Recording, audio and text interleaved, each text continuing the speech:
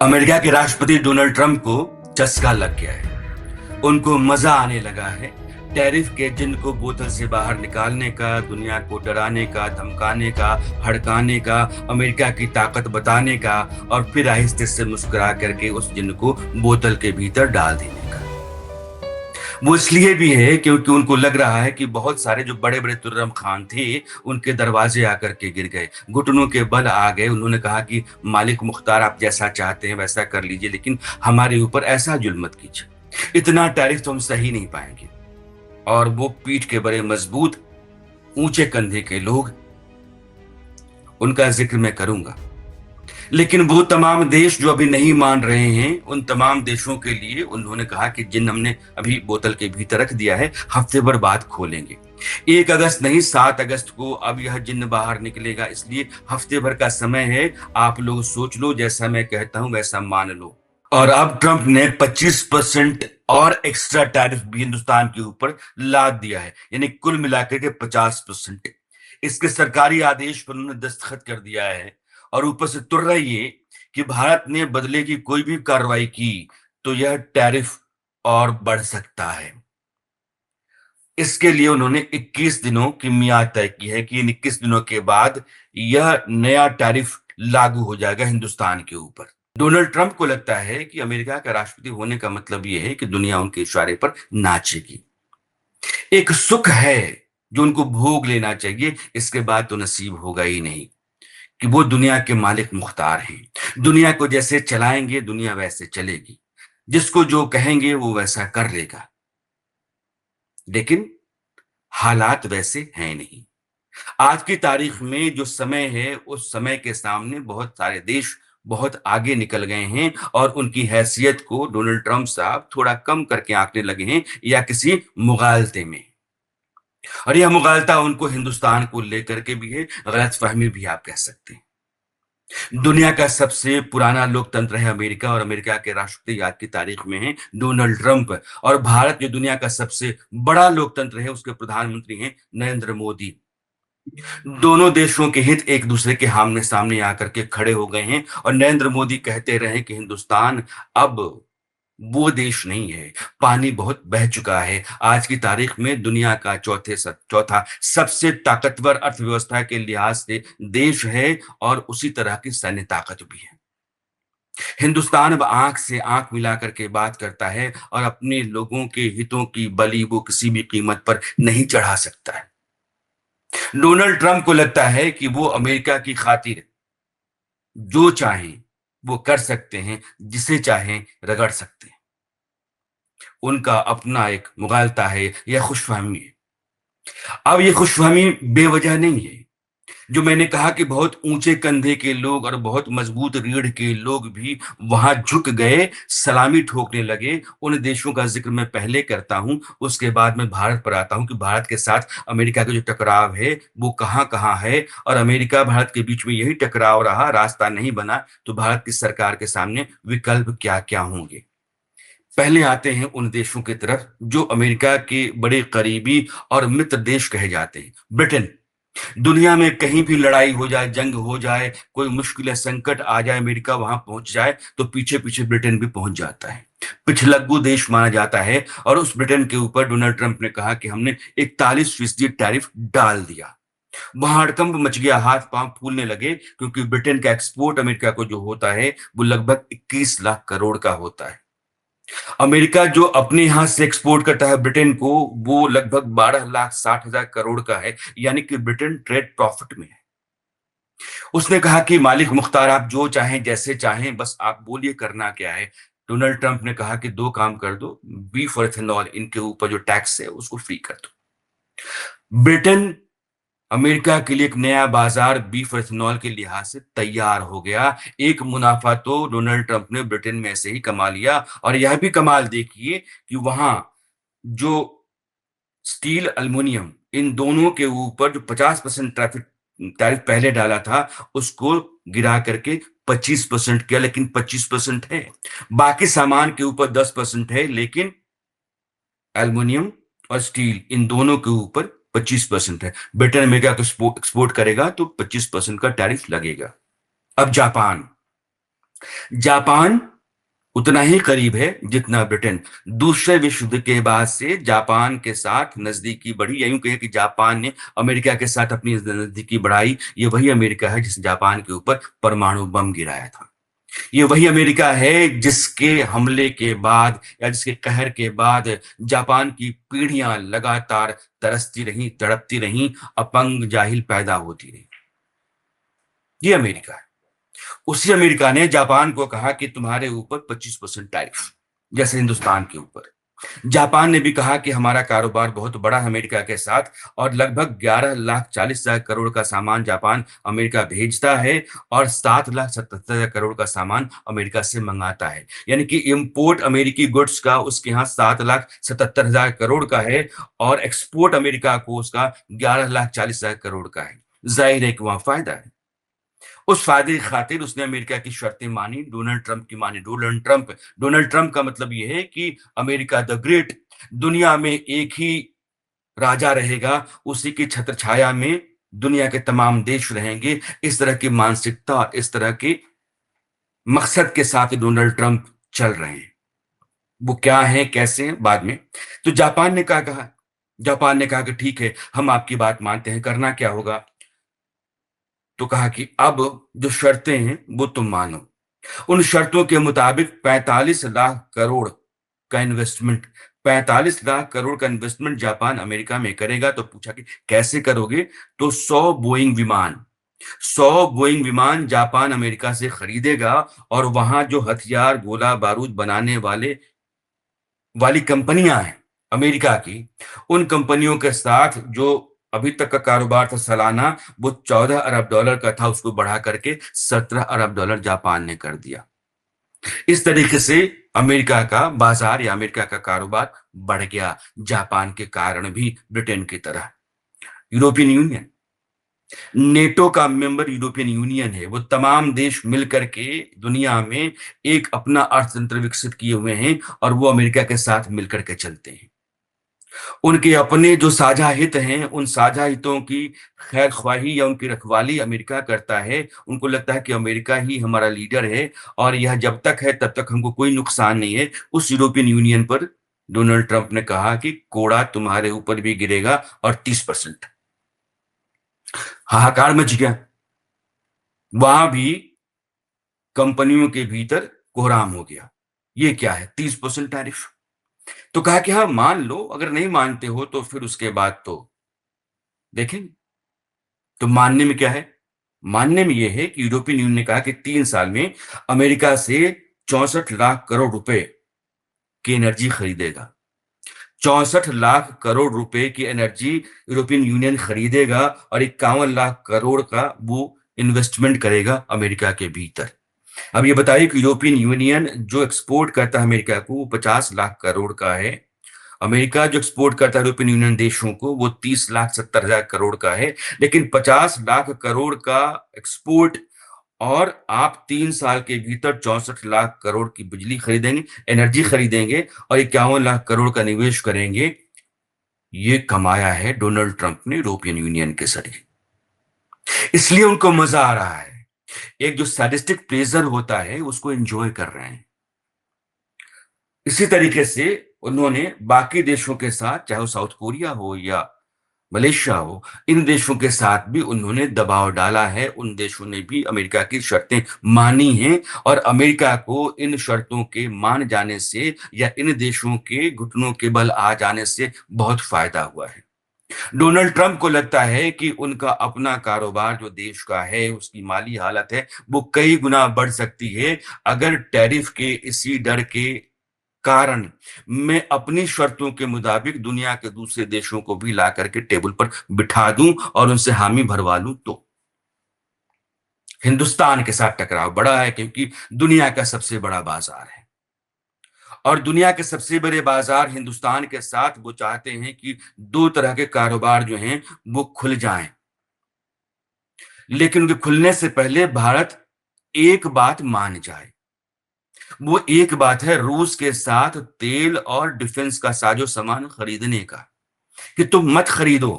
रूस से तेल खरीदने से रूस को पैसा जाता है, उस पैसे से रूस लड़ाई करता है, यूरोपियन यूनियन, अमेरिका का जो साझा मोर्चा है नेटो, उसको धमकी देता है, और नेटो को भी बहुत सोचना समझना पड़ता है। एक बड़ी रकम इन देशों की यूक्रेन में जा रही है रूस का सामना करने के लिए।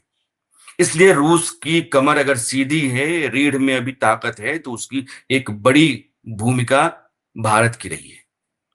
और भारत ने पिछले 2 वर्षों के भीतर 230, बल्कि आप मानिए कि 2 साल के भीतर 130 अरब डॉलर का तेल खरीदा है। दुनिया के 3 जो सबसे बड़े तेल आयातक देश हैं, चीन, अमेरिका और भारत, उसमें भारत तीसरे नंबर पर आता है। और भारत 2022 के यूक्रेन युद्ध से पहले रूस से 2% से भी कम तेल खरीदता था। आज की तारीख में 35 से 40% अपनी जरूरत का तेल रूस से लेता है। भारत का जो कुल आवश्यकता उसकी है तेल की, 85% वो इंपोर्ट करता है। और वो इंपोर्टेड ऑयल में सबसे ज्यादा रूस से खरीद रहा है। तो रूस से तेल मत खरीदो, और रूस से तेल नहीं खरीदो। रूस के साथ भारत के संबंध जो हैं उसको लेकर के भारत ने जवाब दिया है। इस जवाब को भी आपको जानना चाहिए, और जवाब में भारत ने क्या कहा है यह भी समझना बहुत जरूरी है। और ये जैसे को तैसा वाला जवाब होता है, और आंकड़ों के जरिए है। आंकड़े ये हैं कि भारत ने कहा कि जब से युद्ध शुरू हुआ यूक्रेन का, तो ग्लोबल एनर्जी मार्केट की स्टेबिलिटी को मेंटेन करने के लिए हमने रूस से तेल खरीदा। अमेरिका ने भी चाहा था कि रूस से तेल खरीदा जाए, ताकि जो स्टेबिलिटी है वो मेंटेन रहे। अगर रूस का तेल दुनिया के देश नहीं खरीदेंगे, तो जिन देशों से तेल आयात होता रहता है उनके ऊपर बोझ बढ़ेगा। लाजमी है कि तेल के दाम इंटरनेशनल मार्केट में बढ़ेंगे। तो इस क्राइसिस से बाहर निकलने के लिए रूस से हमने तेल खरीदा, नंबर 1। नंबर 2, भारत ने कहा कि यह भारत के लिए बहुत किफायती सौदा था। यानी कि हमको बहुत कम दाम पर रूस तेल दे रहा था, इसलिए हमने खरीदा और हमको उससे फायदा हुआ है। पिछले 2 साल के सौदे में भारत ने $25 बिलियन का फायदा कमाया है रूस से तेल खरीद करके। तो भारत ने अपने हितों को साधा है। दूसरी बात, तीसरी बात भारत ने ये कही कि जो यूरोपियन यूनियन है, जब आप कहते हो तो जरा अपने गिरेबान में भी झांक करके देख लो, आईने में अपना भी चेहरा रखो एक बार, और फिर हमारा सामना करो तो बेहतर है। भारत ने अपने जवाब में कहा कि 2024 में यूरोपियन यूनियन ने रूस के साथ जो बायलेटरल ट्रेड किया था, वो ट्रेड 67.5 बिलियन यूरो का था। और उसके पहले साल में सिर्फ आपने जो ट्रेड सर्विस सेक्टर में किया था, वो भी $17 बिलियन का था। तो कुल मिलाकर के आप जो ट्रेड कर रहे हैं वो भारत के ट्रेड से कहीं ज्यादा है। आप हमको समझाने के लिए आ जाते हो, कम से कम एक बार खुद सोचो। तीसरी बात यह है कि अमेरिका खुद एक बार देख ले कि उसकी जो परमाणु इंडस्ट्री है, उसके लिए यूरेनियम हेक्साफ्लोराइड वो रूस से खरीदता है। जो इलेक्ट्रिक व्हीकल हैं, इलेक्ट्रिक व्हीकल की इंडस्ट्रीज के लिए पैलेडियम, फर्टिलाइजर्स और केमिकल्स वो वहां से इंपोर्ट कर रहा है। जब तुमको रूस से इंपोर्ट करने में और कारोबार करने में कोई हिचक नहीं है, कोई गुरेज नहीं है, जबकि तुम जंग में हो, और भारत जो जंग में नहीं है उसको कहते हो कि तुम क्यों कारोबार कर रहे हो, तो भारत ने अपना पक्ष रख दिया है। अब चाहता अमेरिका क्या है, डोनाल्ड ट्रंप क्या चाहते हैं? एक तो रूस से कारोबार कम करो। भारत ने कहा कि जहां गुंजाइश बन जाएगी वहां हम करेंगे। पिछले साल जो तेल हमने खरीदा है, अमेरिका से हम तेल खरीदते हैं, तो तेल जो अमेरिका से खरीदा पिछले साल, उसके मुकाबले इस साल अप्रैल जून के बीच में हमने लगभग 2 गुना तेल अमेरिका से खरीदा है। तो हमने बाजार आपका बढ़ाया है। जो एक्सपोर्ट इंडिया का होता है, ज्यादातर सामान हम दवाइयां भेजते हैं अमेरिका को, तो दवाइयों के दाम में भी हमने 10% के आसपास कटौती की है। तो उसका फायदा भी अमेरिकी बाजार को हुआ है। तो जहां गुंजाइश है वहां तो है, लेकिन जहां गुंजाइश नहीं है वहां हम आपकी बात नहीं मान सकते हैं। टकराव 2 जगहों पर है। एक है डेयरी सेक्टर, यानी कि दूध का। अमेरिका चाहता है कि दूध का बाजार भारत अमेरिकी डेयरी सेक्टर के लिए खोले। जो डेयरी कंपनी यानी कि दूध, पनीर और बाकी जो उत्पाद होते हैं दूध के, वो अमेरिका से भारत के बाजार में आए। लेकिन संकट है। संकट यह है कि अमेरिका में जो मवेशी होते हैं, उन मवेशियों को मांस और खून क्योंकि वहां मांस का बड़ा कारोबार है। तो बूचड़ खाने में जो मांस बच जाता है, जो खून वहां से निकलता है, उसको चारा के साथ मिला करके मवेशियों को खिलाया जाता है, ताकि दूध में जो उनकी क्वालिटी है वो इम्प्रूव हो, उसके जो इंग्रेडिएंट्स हैं वो रिच हो। इस लिहाज से वहां मवेशियों को खिला करके चारा, खून सना, मांस सना, दूध की उत्पादकता बढ़ाई जाती है। और उस दूध को आप भारत के बाजार में उतारना चाहते हैं, जहां 80% से ज्यादा हिंदू हैं, और वो हिंदू उपवास करते हैं, व्रत करते हैं, कई तरह के पर्व त्योहार करते हैं, वो दूध इस्तेमाल करते हैं जिसका मांस से दूर दूर तक कोई संबंध नहीं होता है। तो ये जो नॉनवेज दूध है भारत में आ जाए तो यहाँ वैसे ही कोहराम मच जाएगा। तो भारत की सरकार को वो मंजूर नहीं है। वो कहती है तुमको अपना दूध और पनीर लाना भी है तो लिखो कि ये खून और मांस खाए हुए मवेशियों से निकला हुआ दूध नहीं है। उसके लिए वो तैयार नहीं है। और दूसरा है एग्रीकल्चर सेक्टर। वो चाहते हैं कि जीएम बीज के लिए, जो जेनेटिकली मॉडिफाइड बीज होते हैं या उस तरह की फसलें होती हैं, उनके लिए भारत बाजार खोले। खास करके मक्का के लिए, सोया के लिए, गेहूं के लिए जेनेटिकली मॉडिफाइड जो बीज या फसलें होती हैं, दरअसल उनके जीन में बदलाव किया जाता है। कुछ फसलों के जीन को ट्रांसफर किया जाता है एक और फसल में, या फिर मिट्टी के भीतर जो बैक्टीरिया होते हैं उनके जीन को फसल के भीतर ट्रांसफर किया जाता है। तो ये मॉडिफाइड जीन्स होते हैं जो फसल के भीतर आ जाते हैं। उससे होता यह है कि पैदावार बढ़ती है। जो विपरीत हालात होते हैं फसल के उपजने के लिए, उन हालात से जूझने लड़ने की ताकत उसमें बढ़ती है। और जो इंसेक्ट्स होते हैं उनसे लड़ने की क्षमता भी उसमें बढ़ती है। यानी कि जो फर्टिलाइजर है उसका इस्तेमाल आपको किए बगैर भी इंसेक्ट से लड़ने की ताकत फसलों में होती है, और पैदावार उनकी ज्यादा होती है। उनमें जो पौष्टिकता उनकी होती है, जो पोषक तत्व होते हैं, वो भी बढ़ते हैं। सुनने में आपको बहुत अच्छा लगता है, लेकिन जो जीएम फसलें होती हैं, उन फसलों को पर्यावरण और मानव की सेहत के लिए खतरनाक माना जाता रहा है। वो विवाद में बहुत लंबे समय से रही हैं। इसलिए भारत ने अपने बाजार को बंद करके रखा हुआ है। भारत में जीएम अगर कोई फसल है तो कपास की है, बस एक ही है। और उसके अलावा भारत ने जीएम फसलों के लिए अपने बाजार को या अपनी सीमा को बंद करके रखा हुआ। 30 से 60% के आसपास का टैरिफ है। तो वो जो टैरिफ डेयरी सेक्टर में है या एग्रीकल्चर सेक्टर में है, उस टैरिफ को चाहते हैं कि 5 से 10% ला दीजिए, ताकि आपका बाजार हमारी कंपनियों के लिए भी खुल जाए और हम आपके यहां से पैसा कमाएं। लेकिन डेयरी सेक्टर में आज की तारीख में 8 करोड़ लोगों की रोजी रोटी जुड़ी हुई है, और 8 करोड़ लोग बहुत बड़ी तादाद हैं। इतनी संख्या तो कई देशों की नहीं है, आबादी कुल मिलाकर के देखें तो आप। इसलिए डेयरी सेक्टर को किसी और देश के लिए, खासकर अमेरिका के लिए, भारत की सरकार नहीं खोल सकती है। और ये 8 करोड़ लोगों की रोजी रोटी का मामला नहीं है, बल्कि 1 लाख करोड़ का सालाना नुकसान भी होगा, एक आंकड़ा यह भी कहता है। तो डेयरी सेक्टर के लिए हम नहीं खोल सकते हैं, एग्रीकल्चर सेक्टर के लिए हम नहीं खोल सकते हैं। ये हमारी अपनी मजबूरियां हैं, क्योंकि हमारे अपने हित वहां टकरा रहे हैं। हम अपने हितों की बलि नहीं दे सकते हैं। तो अमेरिका के साथ अब रास्ता क्या है? अगर आप देखेंगे कि 10 देशों के साथ हम सबसे ज्यादा कारोबार करते हैं, उन 10 देशों में अगर एक ही देश है जहां हम ट्रेड में बेनिफिट में रहते हैं, वो है अमेरिका। और अमेरिका के साथ हमारा जो कुल कारोबार होता है, उसमें बहुत बड़ा हिस्सा हमारे फायदे का होता है। और उस फायदे के लिहाज से, जैसे 7,35,000 करोड़ का सामान हम अमेरिका को भेजते हैं, और मैंने आपको पहले भी कहा कि दवाएं उनमें ज्यादा होती हैं, टेलीकॉम के सामान होते हैं, जेम्स एंड ज्वेलरी भी हम भेजते हैं, पेट्रोलियम और कपड़े भी हम भेजते हैं। तो 7,35,000 करोड़ का सामान हम अमेरिका को भेजते हैं। अमेरिका से जो इम्पोर्ट होता है वो लगभग 3,40,000 करोड़ के आसपास का है। तो अमेरिका से हमको कारोबार में फायदा तो है, लेकिन अगर हमको अमेरिका ने इन शर्तों पर कारोबार करने की बात कही या मजबूरी रखी, तो भारत को अपने लिए दूसरे बाजार टटोलने तलाशने होंगे। और दूसरे बाजार हैं, अफ्रीका के बहुत सारे देश हैं, लैटिन अमेरिका के बहुत सारे देश हैं जो भारत का सामान खरीद सकते हैं, जहां बाजार खुला हुआ है और भारतीय सामान वहां कम दाम पर उपलब्ध कराए जा सकते हैं। वैसे भी जो ब्रिक्स के देश हैं, उसमें ब्राजील, चाइना, रूस भी अमेरिका भारत के साथ खड़ा हो जाते हैं, तो यह जो एसोसिएशन है वह आपस में ऐसे सक्षम और समर्थ देशों का है जो अमेरिका को जवाब दे सकते हैं, एक अलग तरह की अर्थव्यवस्था विकसित कर सकते हैं। तो डी डॉलराइजेशन जो हम कहते हैं कि डॉलर के बगैर दुनिया का कारोबार व्यापार चले, वो डी डॉलराइजेशन का प्रोसेस ब्रिक्स ने ही शुरू किया है।